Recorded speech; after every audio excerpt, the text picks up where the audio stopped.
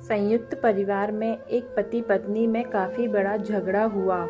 यह झगड़ा उन छोटे मोटे झगड़ों से ज्यादा गंभीर था जो हर पति पत्नी में सामान्यता होता है, क्योंकि इस झगड़े में एक दूसरे की आलोचना करते करते बात इतनी बिगड़ गई थी कि पति पत्नी एक दूसरे से अब तलाक मांगने तक बातें करने लगे थे। संयुक्त परिवार के बाकी सभी लोग बहुत परेशान हो गए और वह सब किसी तरह इन दोनों को समझाकर इस झगड़े का अंत करना चाहते थे। जब सभी के प्रयास काम नहीं आए तो वे लोग पति पत्नी के इस जोड़े को घर के सबसे बुजुर्ग सदस्य यानी दादाजी के पास लेकर गए। जब दोनों पति पत्नी ने दादाजी के कमरे में प्रवेश किया तो दादाजी ने उन दोनों को बैठने के लिए कहा और फिर पूछा कि बताओ तुम्हारी क्या समस्या है।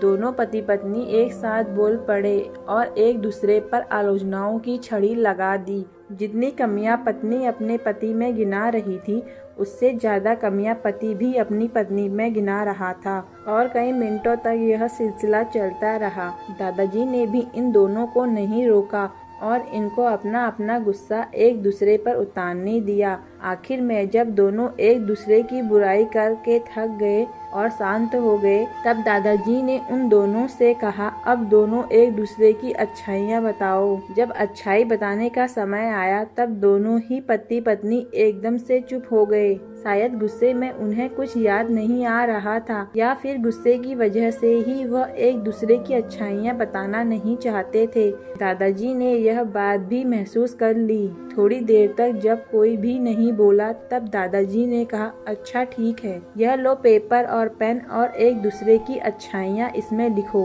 पति पत्नी दोनों ने ही पेपर और पेन लिया और एक दूसरे से काफी दूर जाकर बैठ गए। थोड़ी देर तक ना पति ने कुछ लिखा ना पत्नी ने। फिर पति ने पेपर में कुछ लिखना शुरू किया और उसे देखकर पत्नी ने भी अपने पेपर में कुछ लिखना शुरू कर दिया। ऐसा लग रहा था जैसे दोनों एक दूसरे से कंपटीशन कर रहे हों।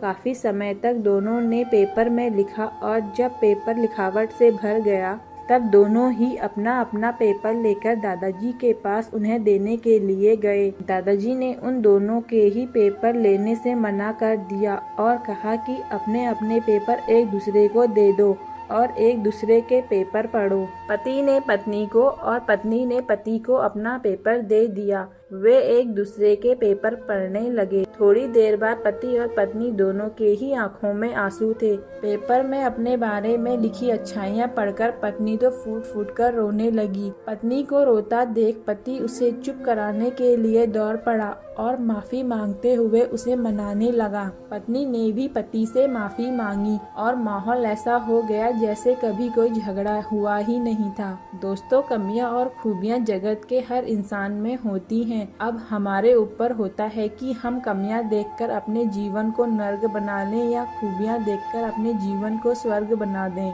दोस्तों, अगर आपको मेरी कहानी पसंद आए तो प्लीज लाइक एंड सब्सक्राइब करें।